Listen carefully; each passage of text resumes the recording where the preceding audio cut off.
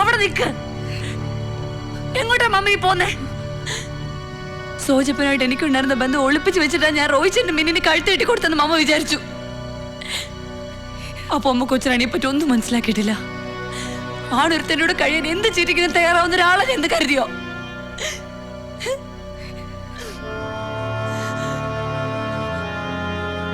എല്ലാം തകർത്തി കളഞ്ഞില്ല.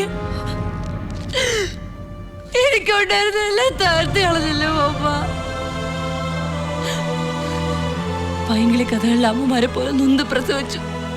ഭർത്താവിനെ അതിനെ വളർത്തി. അതിനുള്ള കൂലിയാണ് അമ്മ ചോദിക്കുന്നത്.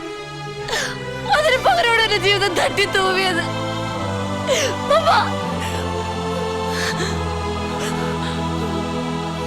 അമ്മ ഒന്നോർത്തോ, ഇനി എനിക്ക് ആരുമില്ല. പപ്പയില്ല, മമ്മയില്ല, ആരുമില്ല. ഇനി ഞാൻ തനിച്ച്